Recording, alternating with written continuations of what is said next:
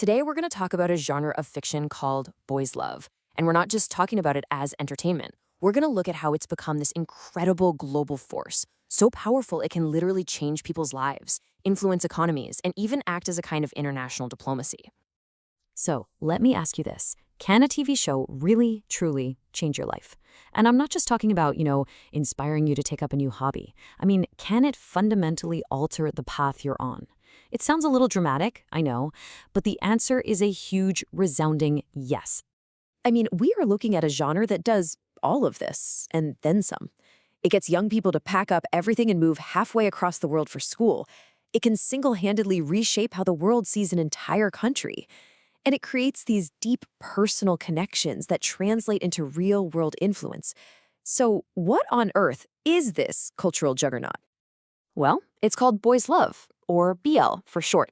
It started out in Japanese comics, manga, and it focuses on romantic relationships between male characters, and it's typically made by and for women. But before we get into its massive global impact, we really have to address a pretty serious debate that's happening inside the fandom itself.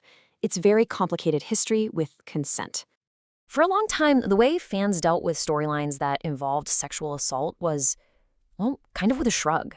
As one person put it back in 2016, talking about some of the older stuff, rape is a huge thing. It's just something that shows up. But that attitude is really starting to change fast. Today, fans are much, much quicker to call out these narratives and refuse to just accept harmful tropes as part of the package. And this quote from a fan blogger really gets to the heart of that shift. You see, they're not getting bogged down in arguments over definitions anymore. They're taking a much clearer ethical stand. That gray area of dubious consent, or dubcon as it's known in fan spaces, where things are ambiguous or coerced, is now being seen for exactly what it is, a lack of consent, period. But here's the thing. The argument isn't about banning these topics. It's about framing. Let's look at two different manga to see what I mean. In one, a character who's supposed to be a good guy assaults his crush and is immediately rewarded for it. Like, they become a couple right after. The story frames assault as this messed up but successful romantic move. But in the other manga, the violence is portrayed as genuinely horrific. It's used to create actual terror in the reader, not romance. And that's the whole point. The problem isn't just that non-consent is present in the story. The real ethical problem comes when a story makes assault seem normal or even romanticizes it, using it as a lazy shortcut to push a relationship forward. A much better, and you could argue more ethical way to handle it, is to treat that violence with the seriousness it actually deserves. So this leads us to the central paradox of this whole thing, right? How can a genre that has these really problematic roots and is still dealing with these tough internal debates also become this incredibly powerful, positive force for cultural connection around the world? Well, the answer actually comes from the world of international relations. So now we're going to shift gears from the internal fandom debates to its external influence. And to really get this, we need to talk about a concept called soft power. The term was coined by a political scientist named Joseph Nye, and soft power is basically influence through attraction. It's not about military force or economic threats. It's about making your culture, your values, and your country so appealing that other people want to be on your side. Think about the global influence of Hollywood movies or K-pop, and now, as it turns out, Thai BL dramas. Okay, so even though BL started in Japan, Thailand has become the genre's new global superpower. It all started with fans translating Japanese manga, which led to them writing their own stories online. Then, in 2014, a TV show called Lovesick blew up and proved there was a massive audience for this stuff. And now, companies like GMMTV are just pumping out these high-quality series and putting them on YouTube for free for this giant international fan base.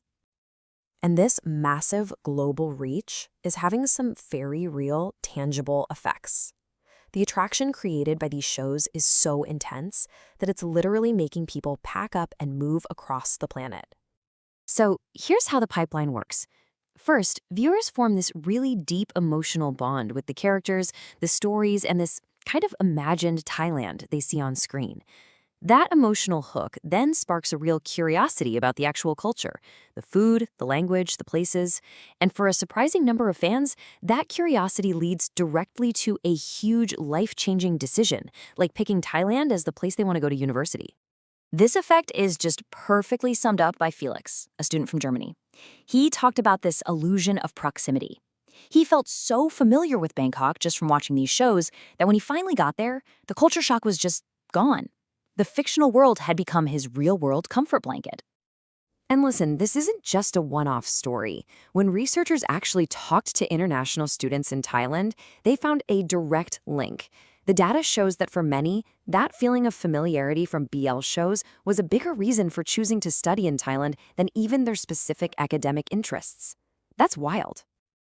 But what happens when this perfectly crafted, romanticized version of a country crashes into the messy, complicated reality?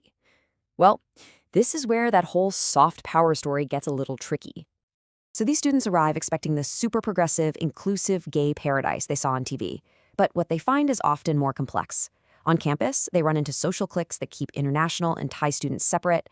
They find a wider social conservatism that can make it hard to do research on LGBTQ+ topics. And they realize a lot of the actors they look up to aren't really all that educated on the community issues their shows are about. Now, the point here isn't to say that the media is fake and reality is true. It's just to see that pop culture is this incredibly potent force, but it's also, by its very nature, a simplified and often contradictory one.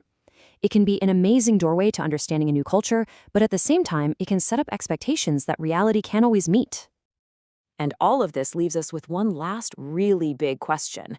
When a genre that started in fan culture accidentally becomes a tool for national diplomacy, who's actually responsible for the message it's sending out into the world?